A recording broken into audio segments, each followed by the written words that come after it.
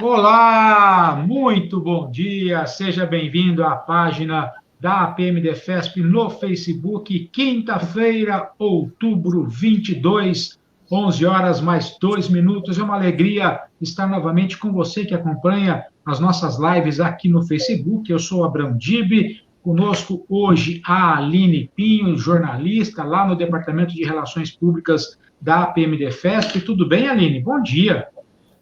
Oi, Abrão, bom dia. Que prazer estar com você mais uma live, viu? E hoje para falar de um tema muito importante, né? Bom dia. Muitíssimo. Bom dia, bom dia. Eu quero dar um bom dia também para o nosso convidado, o capitão médico Fábio Muniz. Ele é mastologista, atua no Hospital da Polícia Militar em São Paulo, faz parte da diretoria de saúde da PM. Doutor Fábio, bom dia, seja bem-vindo. Muito grato por aceitar o nosso convite de participar da nossa live. Bom dia, Abraão. Bom dia, Aline. Bom dia, Elizabeth.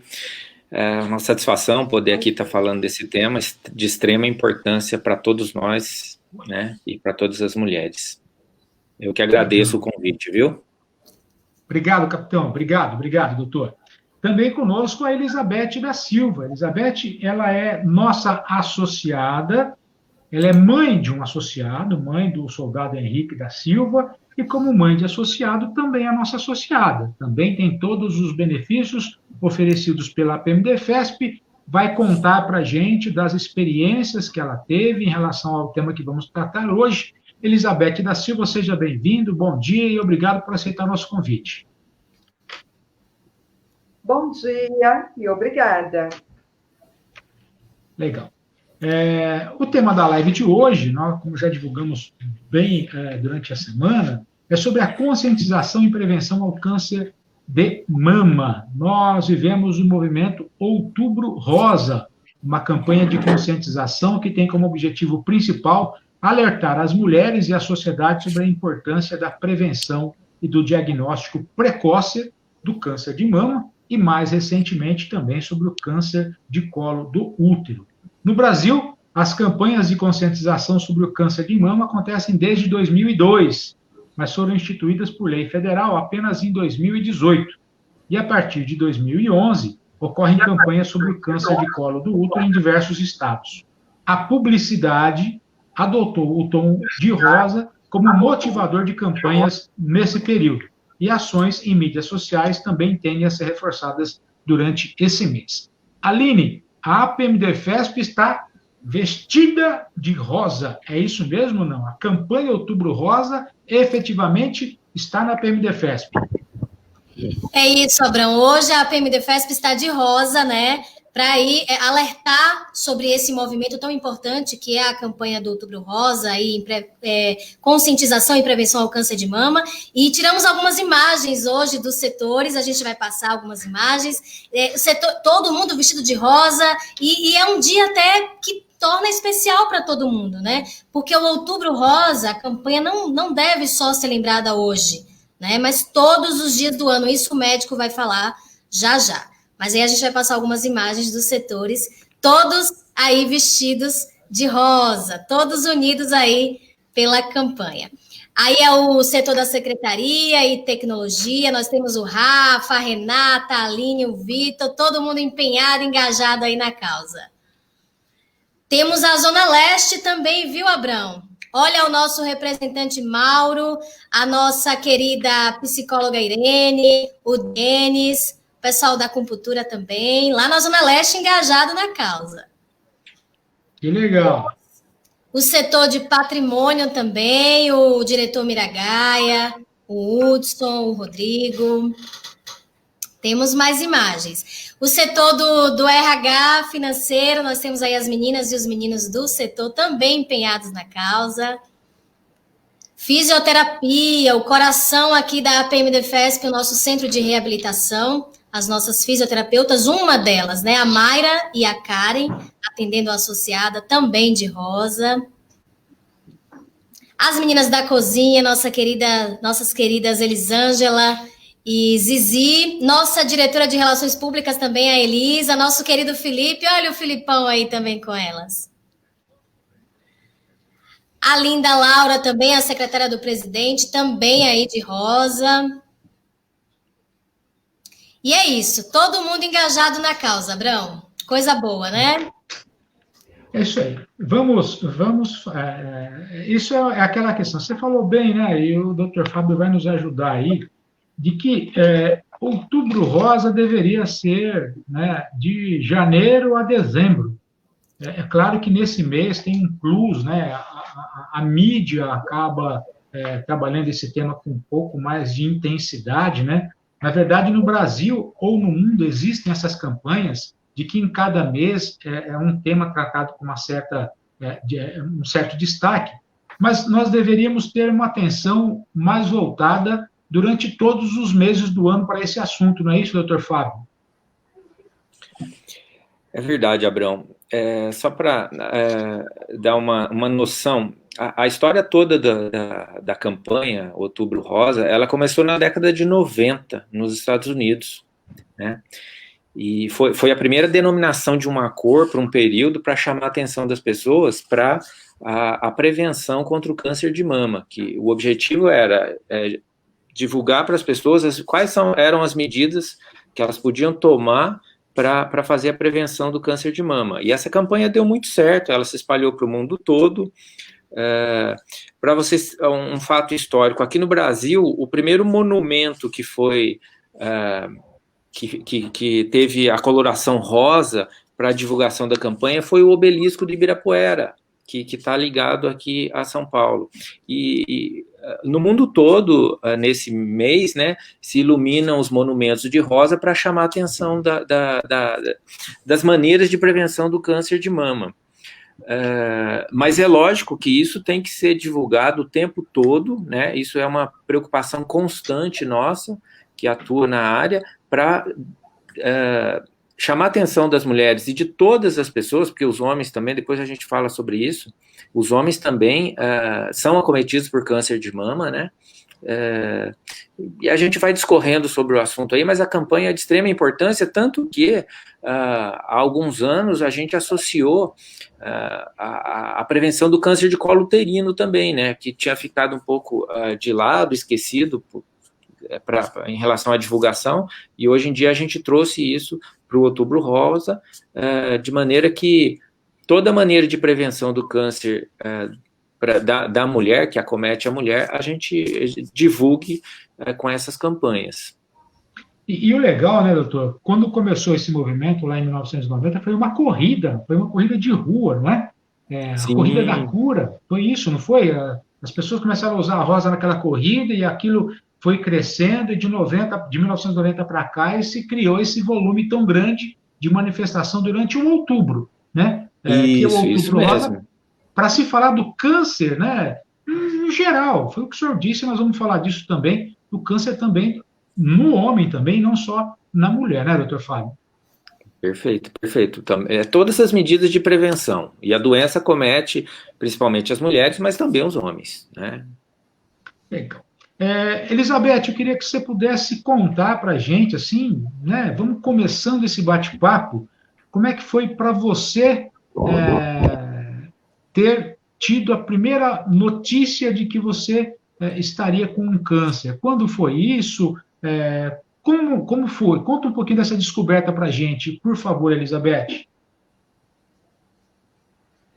Em julho de 2016, eu estava viajando e senti um caroço na mama direita. Mas não me preocupei, porque todos os anos eu sempre fiz todos os exames, não ia ser nada. E eu já tinha mamografia marcada para o mês de agosto, porque todos os anos eu fazia. Mas aquele caroço na mama direita, ele foi crescendo e ficando vermelho. E eu fiz a mamografia e ultrassom de mama. E a hora que eu fiz o ultrassom, o médico no exame falou assim: você já procurou um mastologista? Eu falei, não. Você vai procurar um mastologista hoje.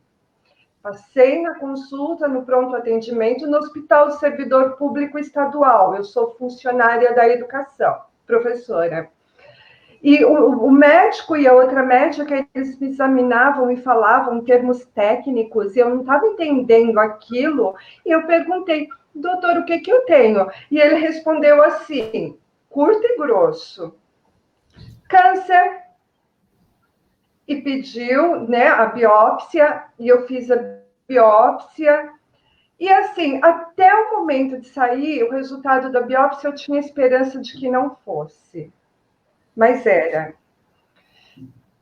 E aí começou, marcou a quimioterapia primeiro, era um tipo de câncer agressivo e estava crescendo rápido, então tinha que começar pela quimioterapia para depois fazer a mastectomia. E assim foi. Foi horrível, eu chorava muito, fui encaminhada para psicóloga, eu precisava de um acompanhamento, de uma ajuda psicológica. Assim, a data que marcou a quimioterapia parecia que estava marcando a data da minha sentença de morte. Eu pensava assim, eu vou morrer. E um dia uma médica falou assim para mim, eu naquela choradeira, ela falou assim, Elizabeth, eu sei que não é um diagnóstico fácil, mas nós descobrimos no começo, você é nova, eu estava com 49 anos, e tem cura. Ou seja, ela estava me dizendo, reaja, né? Não adianta ficar. E eu tinha muita pena de mim mesmo. A princípio, um dia eu falei isso, até riram de mim. Eu fiquei de mal com Deus na hora que eu recebi o diagnóstico. Mas depois eu me apeguei a ele, que eu precisava também, né? Me apegar à minha fé.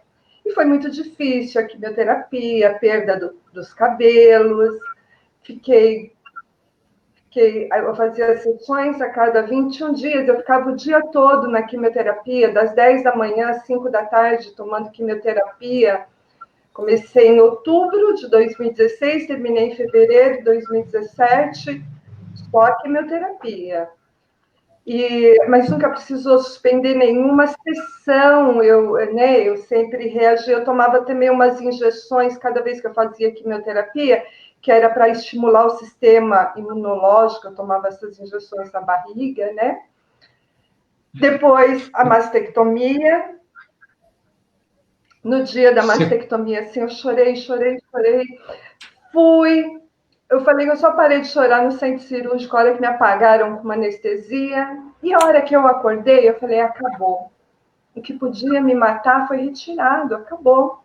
E a mama fez reconstrução depois. E depois eu fiz a radioterapia e depois eu fiz a reconstrução da mama. Bem, daqui a pouco você continua contando para a gente essa trajetória de luta e de vitória. Tá bom, Elizabeth? Você vai contar para a gente detalhes de tudo isso. Tem muita gente chegando aqui no Facebook. Dona Lourdes Ribeiro, bom dia. Rosana Marcarian, tudo bem? Bom dia para você também. Marcelo Dutra Silva, José Marcolino de Oliveira, a Angélica Brandão, de Londrina, Paraná, acompanhando a nossa live, a Rose Vicente, a Carolina Tchaquerian, o Jair Sateles, bom dia a todos, parabéns pela iniciativa. Doença silenciosa, porém muito destrutiva. Obrigado por esclarecer um pouco mais sobre ela. Vamos falar disso durante toda a live de hoje. Ana Lu Barbosa também já faz um comentário por aqui. Vou passar essa pergunta para o Dr. Fábio. Antes, eu queria saber do Dr. Fábio, quando é que a mamografia de rotina deve ser iniciada, Dr. Fábio? Algum momento exato para começar o exame de mamografia? Abraão, de maneira geral, a mamografia ela é recomendada, por quê? Para a gente detectar o câncer numa fase inicial, tá? A Sociedade Brasileira de Mastologia, o Colégio Brasileiro de Radiologia, eles recomendam o início da mamografia aos 40 anos e ela deve ser feita anualmente. Isso para aquele grupo de pacientes que tem risco habitual. Então, o que é risco habitual? São aquelas pacientes que não têm uma história familiar direta, mãe, irmã ou tia de primeiro grau com câncer de mama. A grosso modo, é para esse grupo. Então, a paciente que não tem sintoma nenhum, ela deve fazer mamografia anualmente após os 40 anos. Doutor, como é que a pessoa descobre que está com câncer de mama? A mulher sente alguma dor ou só no autoexame mesmo que ela percebe que tem algo na mama? Essa pergunta sua é muito interessante. Você falou aí de autoexame e de dor mamária. Vamos esclarecer. A dor na mama é a queixa mais comum no consultório do mastologista. Muito raro uma mulher que nunca teve dor na mama. Ela não está relacionada ao câncer de mama. Em geral, o câncer de mama não dói, né? Só em fases muito avançadas, lesões muito agressivas, mas não é o habitual. O mais comum é ela ter dor, e isso está relacionado a alguma condição benigna que não tem nenhuma relação com o câncer. Isso é a primeira coisa. Você citou aí autoexame. Hoje em dia a gente utiliza mais a denominação autocuidado, que ele envolve o quê? Não só ela olhar as suas mamas ali no espelho, ver a forma, eventualmente ela palpar, mas ela não precisa ficar com aquele rigor de palpar toda semana. Por quê? Porque a mama, ela é um órgão que é irregular, ela é depressível, ela é sensível, ela muda durante o ciclo menstrual, né? Ela fica às vezes mais inchada, às vezes menos. Então isso pode gerar, esse autoexame frequente gera dúvida, preocupação, e ele não traz tanto benefício, porque ele só vai descobrir um tumor também em torno de 2 centímetros, né? E a gente quer descobrir tumores menores. Por isso que a mamografia ela é mais importante, porque a gente consegue descobrir tumores até de milímetros, 3, 4 milímetros, sabe? Perguntas por aqui, Aline e Elizabeth. Eu vou passar para o doutor Fábio. A Ana Lu Barbosa: doutor, para quem tem prótese de mama, é possível fazer o autoexame ou o autocuidado? Como funciona? A Rosana Marcarian também pergunta: doutor, quem tem prótese mamária, além de fazer o exame de mamografia, tem que fazer ultrassom ao mesmo tempo? São 2 perguntas distintas, doutor. Tá, então é importante saber, a prótese mamária ela é colocada geralmente atrás da glândula, então ela projeta a glândula mamária para frente. Ela traz uma dificuldade para a visualização de algumas lesões, algumas posições da mama, elas se tornam difíceis de serem avaliadas através da mamografia na mama com prótese. Por isso que quando a gente vai fazer a mamografia da mulher que tem prótese, ela precisa fazer uma manobra para poder afastar a glândula e visualizar melhor a mama. Então, toda mulher que tem prótese, ela pode fazer a mamografia naturalmente, só que vai ter uma manobra diferenciada, então ela vai receber mais 4 incidências do filme mamográfico. Como a prótese é um artefato radioopaco, ela dificulta lá a visualização de algumas regiões da mama, é recomendável sempre associar algum outro exame para complementar a mamografia. O ultrassom pode ser um deles, é o que é mais utilizado, tá? Acho que eu respondi, né? O doutor falou, Abraão, sobre o autocuidado, né? Trocou aí a palavrinha, autoexame não, autocuidado. Eu gostaria de saber da Elizabeth, como foi esse seu autocuidado, Elizabeth? Quais sintomas você teve? Fala um pouquinho pra gente. Eu, todos os anos, sempre fiz meus exames preventivos, mamografia, ultrassom da mama. Um ano antes eu tinha feito, e o médico ainda olhou e falou assim, tá com a mama de menina. E sempre fiz o autocuidado. De repente, do nada, num mês, eu apalpei e senti um caroço na mama direita. E a impressão que eu tinha, e vermelho, e quente, e a impressão que eu tinha é que ele crescia rapidamente, né? E mesmo quando começou a quimioterapia, a médica olhava, examinava e via que ela estava reduzindo com a quimioterapia. E é impossível não sentir, né? Não tem como, eu acho assim, só se fosse alguma coisa bem pequena, como o doutor falou, que é possível descobrir bem pequeno, alguns tipos, né? Esse que eu fui diagnosticada era um tipo agressivo que crescia rápido. É isso. Legal. Por aqui o Gildeon Santos, bom dia, Gildeon. A Renata Nascimento também por aqui. O Mauro Rodrigues, nosso representante lá na Zona Leste. Bom dia, parabéns pela matéria dessa live. O assunto é de extrema importância. Doutor Fábio, quais são os principais fatores de risco? Tá. Eu só queria complementar aqui, que a Elizabeth falou muito bem. Aline, perceba que o autocuidado, ele está relacionado a visualizar e eventualmente palpar a mama, mas a questão também de cuidar anualmente. A Elizabeth passava no médico, ela realizava mamografia, né? Então, o autocuidado, ele vai muito além de se ver, de se palpar. Nele tá incluído a questão de passar na consulta médica anualmente, fazer os exames, retornar ao médico. Então, o autocuidado, ele envolve isso, e aí envolve o que o Abrão falou agora, em relação a fatores de risco, né? Por quê? Fatores de risco para câncer de mama, ele tem um grupo que a gente chama de imutável, a gente não consegue mudar. Por exemplo, sexo feminino, a idade. O câncer de mama, ele acomete mais mulheres entre 50 e 70 anos. Então, essas coisas a gente não consegue mudar, né? A quantidade de filhos, amamentar ou não amamentar. Então, são fatores de difícil atuação da pessoa. Agora, tem os fatores de risco que a gente consegue mudá-los, que a gente tem ação sobre eles. Quais são? O controle do peso, a dieta rica em vegetais, né? A relação com os hormônios, a prática de atividade física. Então, todas essas medidas a gente consegue atuar. Por exemplo, a ingestão de bebida alcoólica, o cigarro, são fatores que aumentam o risco para câncer. E o indivíduo tem como atuar sobre esses fatores, diminuindo os riscos, tá? Ok, doutor. Explica um pouquinho para a gente, doutor Fábio, quais são os sinais e esses sintomas, né, que aparecem aí durante esse câncer de mama. A Elizabeth mostrou bem, né? Ela percebeu uma nodulação, depois aumentou de tamanho e uma região avermelhada. O sintoma mais comum para identificar o câncer de mama clinicamente, seja pelo médico ou pela paciente, é o nódulo, né? Outros sintomas que também que chamam a atenção é quando sai uma secreção pelo bico, que a gente chama de descarga papilar.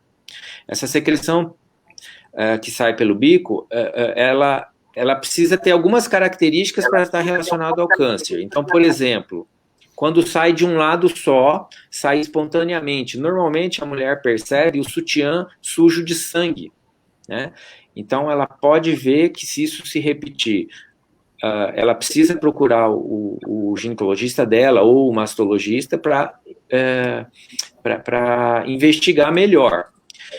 Outros sintomas, como deformidade da mama, abaulamento, retração. Então, a mulher faz o movimento de levantar os braços na frente do espelho e ela vê que a mama fica um pouco assimétrica. Ora, não era assim. Agora, aquela depressão, aquela retração pode ser um sinal de alerta. Outro sinal que a gente pode identificar é a inversão do mamilo. O mamilo começa a retrair ou alguma erosão no mamilo, especialmente se for de um lado só. Outro sintoma, nodulação na região da axila, é um outro sintoma, um outro sinal que pode ser relacionado ao câncer de mama. Tá? Eu acho que eu consegui. Então, nódulo, retração, abaulamento, nodulação na axila, são os principais. Tá?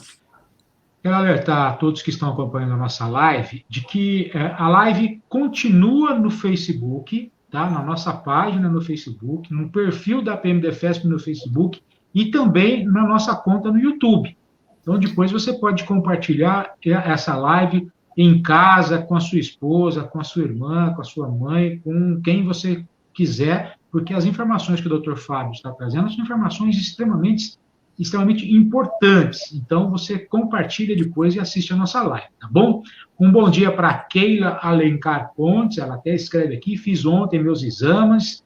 Para o Marcelo Nogueira, Selva, bom dia a todos. Marcelo, tudo bem? Bom dia. Nosso mais recente veterano da Polícia Militar, o Marcelo Nogueira. A FEVJ, também acompanhando a nossa live por aqui. Eu queria também alertar a todos aqueles que são associados da PMDFESP, a todos os policiais que integram a família PMDFESP, de que nós temos uma série de maneiras de colaborar com as pessoas que acabam enfrentando o câncer, tá? Qualquer tipo de câncer que você esteja enfrentando, nós temos lá desde a psicóloga, TO, a físio, tudo isso à sua disposição. Não tem nenhum valor agregado à sua mensalidade, os profissionais vão te atender não só na sede central, mas também nas representações. Isto é uma maneira de você dar o suporte a quem está enfrentando esse processo, tá bem? Mas conte com a PMDFESP. E um outro assunto que eu também quero deixar muito claro é de que o nosso departamento jurídico está também disponível, porque existem legislações que dá guarida a quem, por exemplo, tem o câncer de mama, para que convênios médicos paguem, por exemplo, a questão de prótese e órtese. Então, você vai precisar disso contra o seu convênio médico, o departamento jurídico está à sua disposição. Inclusive, tem uma lei, desde 1999, que diz que serviço de cirurgia plástica reconstrutiva de mama, utilizando-se de todos os meios e técnicas necessárias para o tratamento de mutilação decorrente de utilização de técnicas de tratamento de câncer. Isso tem uma lei que trata disso. Você está precisando desse suporte, o nosso departamento jurídico vai estar à sua disposição, a família da PMDFESP, tá bem? Voltar com o doutor Fábio. Primeiro, eu quero agradecer imensamente ao doutor Fábio por estar conosco. É importante demais a participação dele na live desta manhã de quinta-feira. Doutor, o senhor já falou de uma maneira bem rápida, mas eu queria que o senhor pudesse comentar novamente como prevenir o câncer de mama, né? Quais são os cuidados que as pessoas devem seguir? O senhor poderia novamente tocar nesse tema para a gente, doutor? Eu acho que é extremamente importante, Abrão, a gente reforçar essas informações, né? E como você comentou aí, a informação fica registrada e todo mundo pode servir de transmissor, retransmissor dessas informações.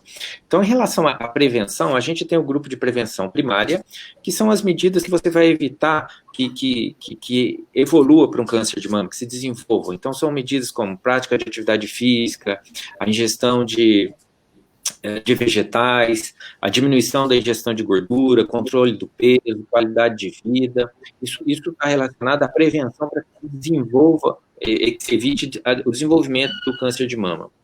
A outra maneira de prevenção, que essa é a que a gente recomenda, e na verdade uma é complemento da outra, é a prevenção secundária. O que é isso? É detectar o câncer o mais breve, o mais inicial possível, que a maneira que a gente faz isso é com a utilização da mamografia, é a realização da mamografia de maneira periódica. Só para vocês terem ideia, os trabalhos científicos que são feitos com a mamografia mostram que as populações que são submetidas à mamografia de rastreamento, essa mulher que não tem sintoma nenhum e vai fazer mamografia anual, os estudos mostram que cerca de 20% a 30% das mulheres que fazem essa mamografia deixam de morrer por câncer de mama. Então, esse é o grande apelo da mamografia, porque ele é chato de fazer, a gente sabe, dói, comprime a mama, mas quando você tem a informação que das mulheres que fazem mamografia, 20% a 30% deixam de morrer por câncer de mama, isso é extremamente importante. Vocês percebam que o número é muito alto, né? Então o impacto é muito grande. Então, por isso que a gente reforça sempre isso, né? E é fundamental, como a Elizabeth falou, você identificar o quanto antes, fazer o tratamento o quanto antes, para poder seguir a sua vida. Lá no passado, falar que dar um diagnóstico de câncer era praticamente uma sentença de morte.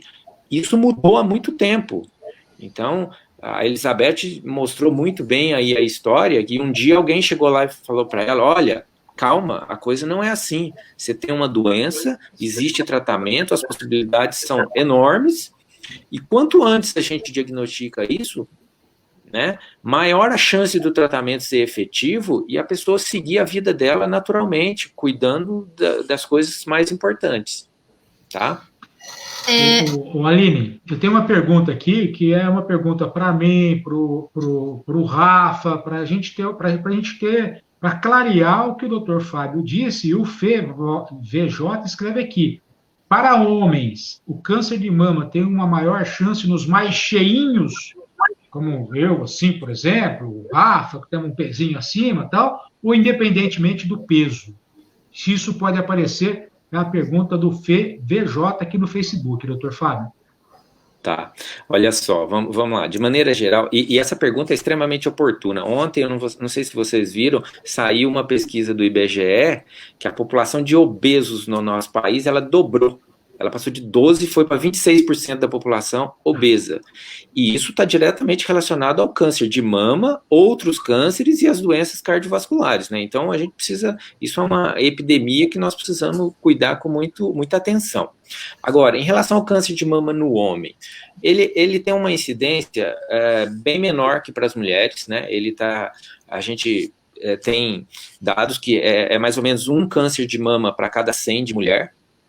Ele acomete homens em idades mais avançadas, né, em torno dos 60, 70 e 80 anos. Geralmente são nódulos ou ulcerações na região do mamilo, tá? Tem um fator genético mais importante, tá? A partir de 2017, a Sociedade Americana de Câncer recomenda que todo homem que tem câncer de mama faça um estudo genético, porque ele tem esse fator. Então, a questão do homem ser mais gordinho, tá acima do peso, diretamente para o câncer de mama, no homem não está relacionado, mas para o câncer de mama em geral, sim. Então, para quem tiver nessa condição, é importante... mudar estilo de vida, mudar a dieta, porque não é só para prevenir câncer, mas é para prevenir doença cardiovascular, é para uma série de doenças que vêm dessa condição, tá? Tá aí, então, a explicação do Dr. Fábio. Muito importante saber disso, né, Abraão? Muito importante. Para quem está ligadinho aí na nossa live, quem não tiver tendo a oportunidade de assistir agora, como o Abraão já falou, vai ficar no Facebook, vai subir para o YouTube, então você tem essas informações aí à sua disposição. Doutor Fábio, eu gostaria de perguntar, de saber quais são os exames necessários para realizar o diagnóstico. A gente sabe que a pandemia atrasou aí o tratamento de muitas mulheres, né? Atrasou, atrapalhou o diagnóstico, o tratamento. Fala um pouquinho sobre esses exames. Tá, vamos falar então, Aline, sobre o diagnóstico. A Elizabeth falou assim de maneira muito adequada a sequência, né? Então, normalmente se faz a mamografia eu vou dizer, aquela paciente que não tem sintoma nenhum, ela foi fazer uma mamografia de rotina, e aí a mamografia veio alterada, ela vai passar no médico dela, ele vai avaliar, normalmente vai se pedir um complemento, mais comum com ultrassom, mas o que a gente precisa é de uma biópsia dessa lesão. Então, identificou a lesão, faz-se a biópsia é que vai dar a clara noção para a gente que se trata de um câncer. E a partir disso, a gente vai num segundo passo que chama-se estadiamento desse câncer. O que é isso? Saber se ele está só na mama ou se ele tem... se ele tem algum sítio em algum outro órgão do corpo, que é uma condição que a gente chama de metástase, né? Porque o que vai levar à morte... geralmente é a metástase. Esse tumor ele se implanta ou no cérebro, pulmão, fígado, ossos, e aí vai levar a grande sofrimento e até a morte. Então, o nosso objetivo é descobrir isso antes. Bom, feito o estadiamento, aí vai avaliar qual é o tipo de câncer, qual é o estágio que está essa doença, para definir a melhor forma de tratamento que a gente eu acho que vai tratar mais para frente aí. Eu queria... tem muita pergunta chegando por aqui, doutor, mas muita pergunta. Talvez a gente não vai conseguir responder a todas, né, aqui pelo Facebook, mas algumas delas eu preciso destacar aqui, por exemplo, o Rafael Ribeiro. O câncer de mama pode ser hereditário? É importante isso, viu? O câncer de mama, a gente separa um grupo em torno de 5 a 10% deles tem caráter hereditário, tem caráter familiar, vai ser passado. Então, vocês percebam que é o grupo bem menor, né? 10%. A maioria dos casos de câncer de mama são diagnosticados em mulheres que não têm história familiar. A gente chama de casos esporádicos, mas eles são a grande maioria. O câncer de mama hereditário, para a gente entrar um pouquinho nesse assunto, é aquele em que ele é associado a uma mutação genética e ele vai ser passado aí para as gerações, para as filhas, para as netas. A gente tem um caso emblemático na imprensa mundial, que é o da Angelina Jolie, né? Ele já faz algum tempo, mas ele é bem ilustrativo. Isso se tornou público, né? Ela tinha mãe com câncer de mama, a avó também com câncer. Ela fez um teste genético que identificou uma mutação que dizia o seguinte: ela tem cerca de 60% a 80% de chance de desenvolver câncer de mama e ovário ao longo da vida. E aí foi proposta uma estratégia que, no caso dela, foi a retirada da mama, substituída por prótese, e também a retirada dos ovários, né?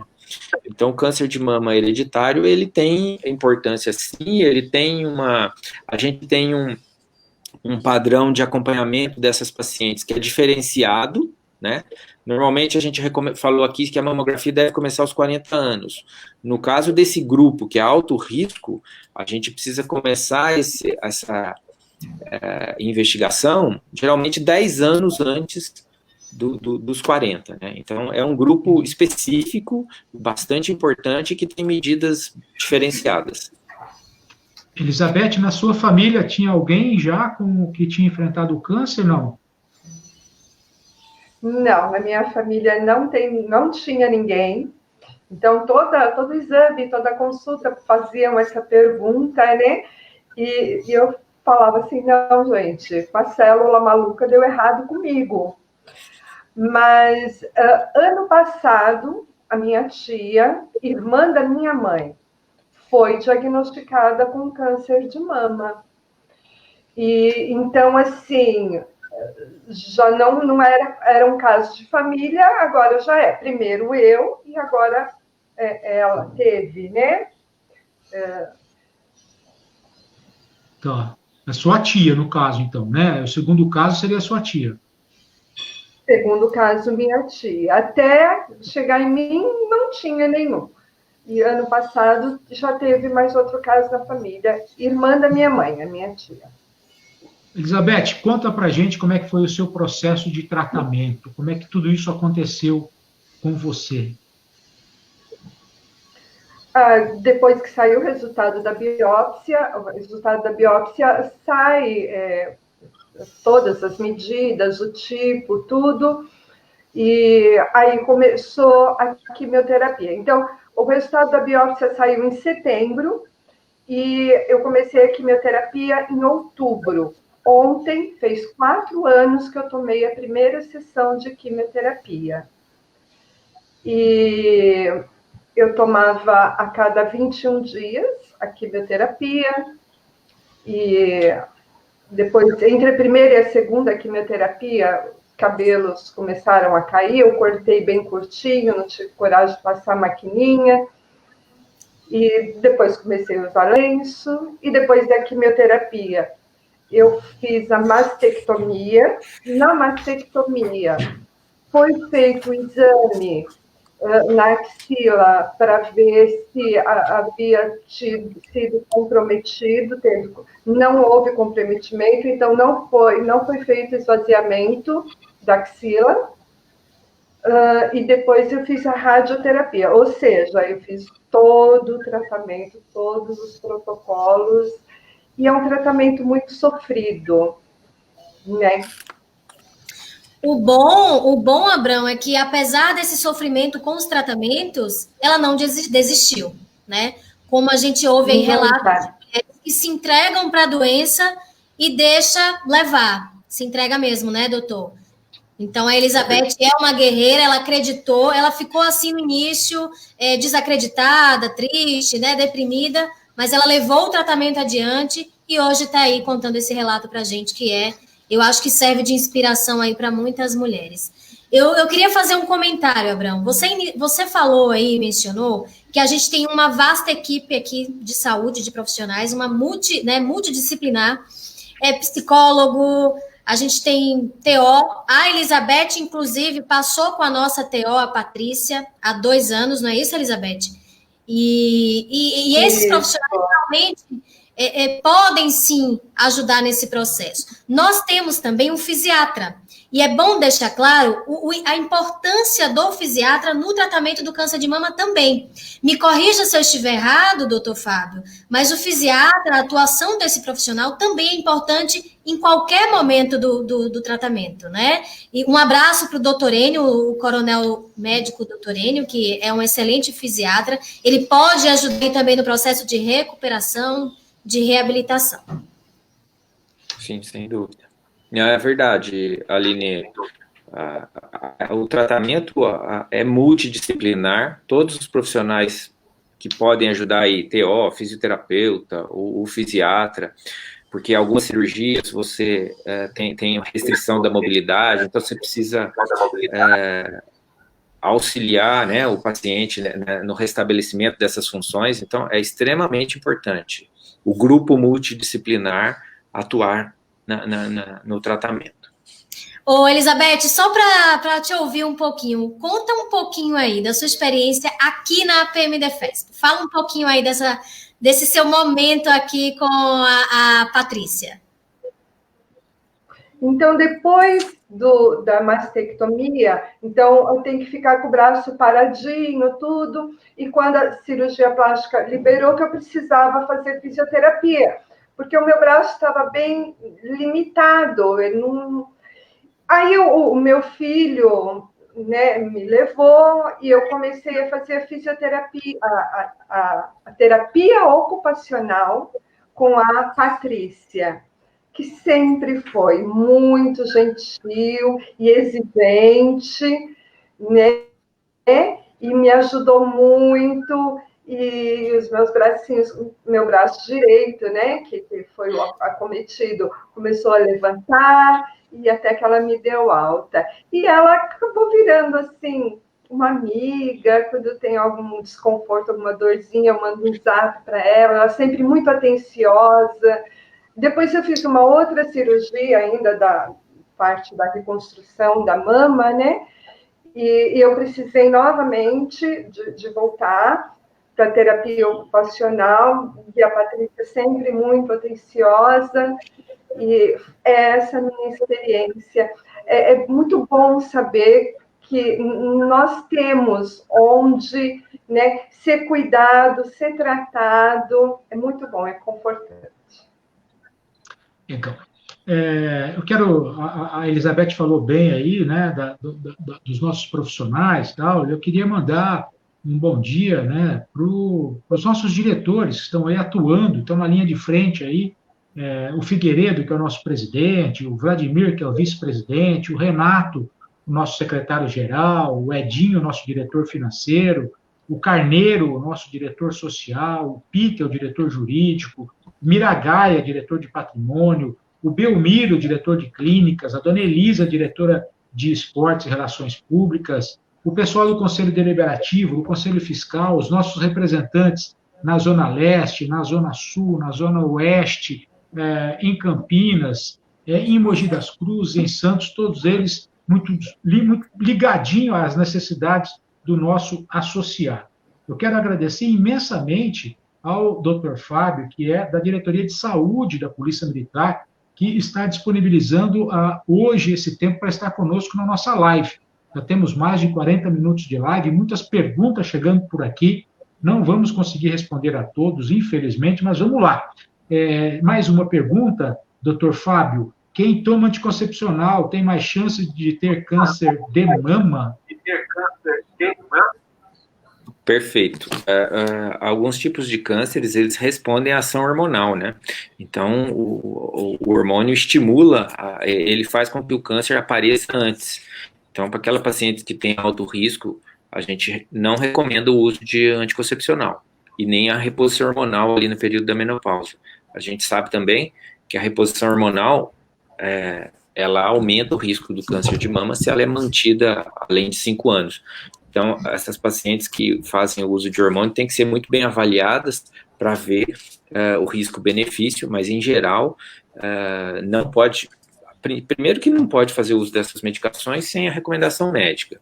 E para essas pacientes que têm risco aumentado para câncer de mama, precisa tomar muito cuidado, a restrição é muito alta. Doutor, a questão da reposição hormonal, peraí, agora eu fiquei acima de 5 anos, quem faz a reposição hormonal tem que ter um cuidado mais amplo ainda. Sim, na verdade é o seguinte, a reposição hormonal que se faz no período da menopausa,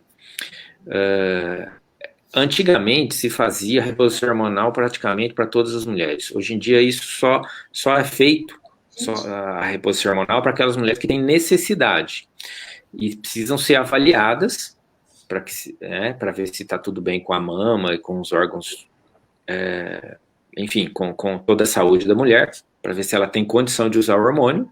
Mas a gente sabe que o uso desse hormônio por mais de 5 anos aumenta o risco de câncer de mama, né? Então precisa avaliar muito bem como que tá as mamas, e ao longo dessa reposição precisa ser feita avaliação periódica, porque a manutenção da reposição hormonal sabidamente aumenta o risco de câncer de mama.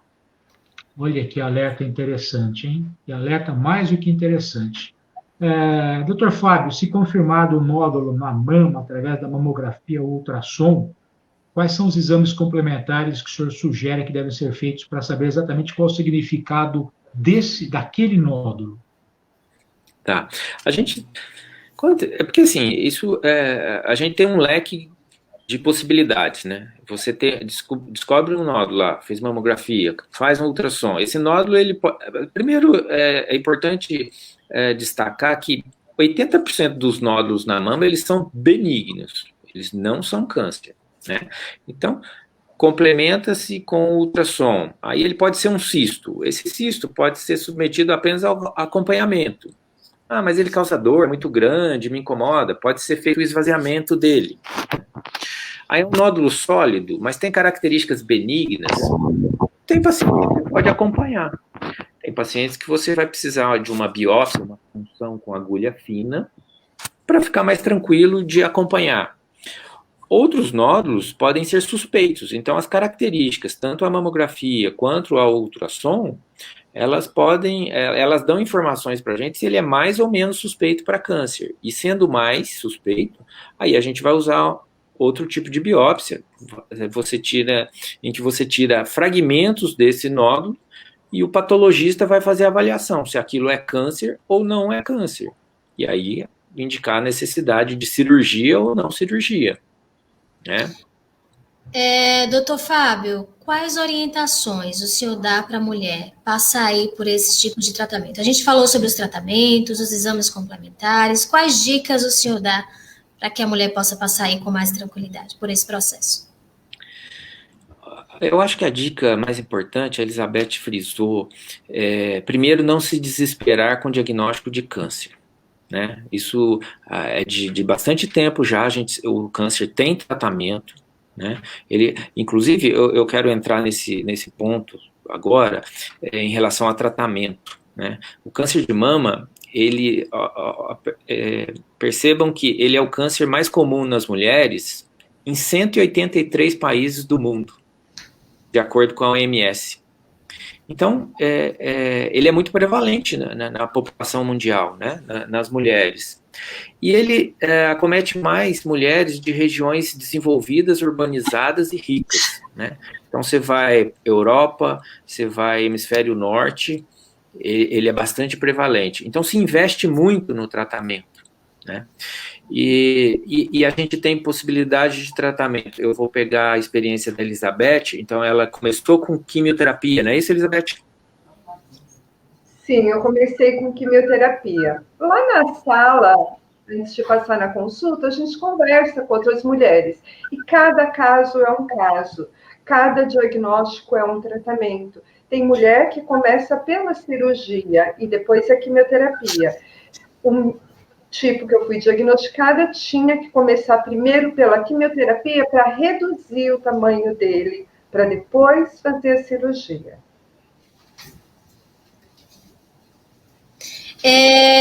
Doutor Fábio, fala um pouquinho para a gente.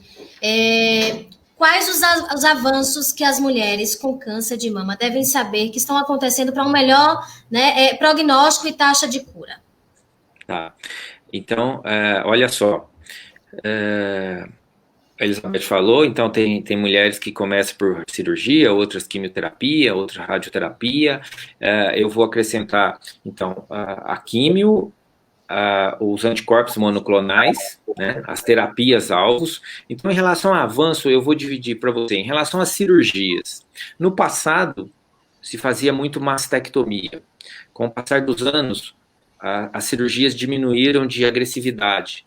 Começaram as cirurgias com ressecção de partes da mama. Nós temos as quadrantectomias, as cetorectomias. Depois, a oncoplastia, o que é isso? É o tratamento oncológico agregando princípios de cirurgia plástica para deixar um resultado estético da mama adequado. As reconstruções mamárias que a gente faz com prótese, ou com músculo, ou retalhos músculo cutâneo. A cirurgia da axila também. No passado, a gente agredia muito a axila durante o tratamento, né? Você fazia o esvaziamento axilar completo. Depois, num determinado momento, a gente começou a fazer uma técnica que chamava linfonodo sentinela. A gente retirava só 1 ou 2 gânglios que serviam de amostragem. Se esses tumores, se esses linfonodos estavam negativos, a gente não avançava mais a cirurgia. Mas se eles estivessem positivos, então era feito também o esvaziamento axilar completo. Hoje em dia, em algumas situações, mesmo com a axila comprometida, a gente não faz mais o esvaziamento completo. Então, a gente agride menos a mama e o corpo da mulher do ponto de vista cirúrgico. Do ponto de vista de radioterapia, houve mudança na maneira de tratamento em relação ao hipofracionamento, a gente fazer doses menores de aplicação de radioterapia. Existe a radioterapia intraoperatória, que é uma outra possibilidade, sabe? Existe a radioterapia somente da axila e existe também a radioterapia somente da região que teve o tumor, que a gente chama de boost. Então, são possibilidades da radioterapia que evoluiu ao longo do tempo e hoje a gente tem um tratamento mais eficaz, menos agressivo. Os aparelhos de radioterapia também, eles evoluíram, né? Então, hoje em dia, o radioterapeuta consegue calcular a região da mama com mais exatidão, permitindo mais efetividade e menos agressividade para as regiões que não precisam receber radioterapia. Em relação à quimioterapia, a quimioterapia é um tratamento bastante desgastante, porque ela destrói não só a célula do tumor, mas também ela destrói a célula normal, a célula boa, né? Então ela tem muitos efeitos colaterais. A grande evolução é o desenvolvimento de medicações que minimizam esse sofrimento com a quimioterapia, né? Controle melhor de dor no corpo, controle melhor de vômitos, enjoo, né? Até em relação à queda de cabelo, hoje existe possibilidade, existe uma touca térmica que a mulher utiliza durante a quimioterapia, que diminui a chance de cair todos os cabelos, né? Isso não é totalmente aplicável, mas em algumas situações pode ajudar. Então, a gente tem bastante desenvolvimento. Outra questão em relação à terapia monoclonal, que você tem uma proteína específica para atuar sobre alguns tipos de cânceres de mama. Então, você aplica aquela substância e ela vai atuar somente na célula do tumor. Isso tem menos efeito colateral e o resultado é bastante interessante. Então, o desenvolvimento de drogas nessa linha tem acontecido de maneira bastante satisfatória. Outra questão em relação a avanço, a possibilidade do tratamento anti-hormonal, ela foi melhorada hoje em dia. Alguns cânceres, para vocês entenderem, eles respondem à ação de hormônio. Então, a gente utiliza uma medicação anti-hormonal. Hoje em dia, tem medicações que aumentam a sensibilidade dos tumores a esses tratamentos, permitindo um resultado melhor. Então, de maneira geral, os avanços são bastante grandes, as perspectivas são muito boas.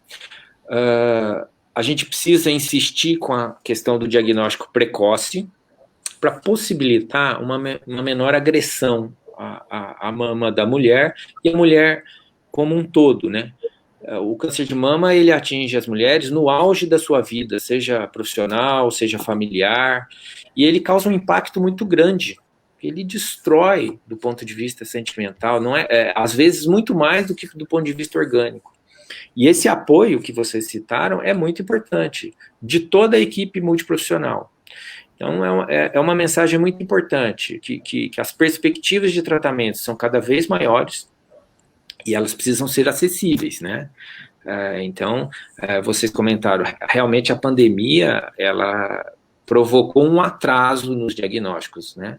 Que não conseguia fazer mamografia, não conseguia dar sequência nas investigações, então a gente está percebendo agora uma demanda que ficou, tumores que era para a gente diagnosticar em março, em fevereiro, e a gente está diagnosticando agora. Mas mesmo assim, as perspectivas eu acredito e insisto que são muito boas, que esse primeiro diagnóstico ele choca, mas a partir do momento em que você vai conversando com as pessoas que tratam, que fazem, que prestam esse atendimento, que existe uma perspectiva boa, uma chance de tratamento, e você depois seguir a sua vida, a gente sempre diz lá no nosso serviço que vai vir a tempestade, ela vai ficar pesada, vai ter trovoada, o céu vai escurecer, mas o sol vai brilhar. Então, essa mensagem é muito importante. É passar essa tempestade, e a Elizabeth aí é a maior prova que volta às atividades normais, é uma marca que fica, a cicatriz é muito grande na alma, mas a vida segue. E a taxa de cura é muito grande, né, doutor Fábio? A taxa de cura hoje, por si só, ela já justifica que as pessoas têm que encarar de frente esse problema e vencer, sim. Não é, doutor Fábio? Perfeitamente. Perceba, o tumor diagnosticado em estágios iniciais, a sobrevida em 5 e 10 anos é muito alta, é acima de 95%, 98%. Né? Então, diagnóstico de tumor em estádio 1, a gente tem uma sobrevida muito grande, estádio 2, entendeu? A gente precisa evitar o diagnóstico retardado, porque aí fica mais complicado. Agora, o diagnóstico no momento adequado, a perspectiva é muito boa. Doutor Fábio, eu vi um dado do INCA, né, que aqui no Brasil, o Instituto Nacional do Câncer, né, o INCA, prevê que entre 2020 e 2022 vão haver aí 66 mil novos casos de câncer de mama. E é como o senhor falou, é possível vencer a doença, né? É um dado que assusta? Assusta, mas é possível vencer sim essa batalha. Exatamente. Essa incidência, ela vem aumentando ao longo dos anos, isso não é só no Brasil, nos países todos, inclusive nos países desenvolvidos, né? A incidência aumenta, nós temos mais diagnóstico de casos novos, exatamente, a gente diagnostica em torno de 65, 66 mil novos casos por ano.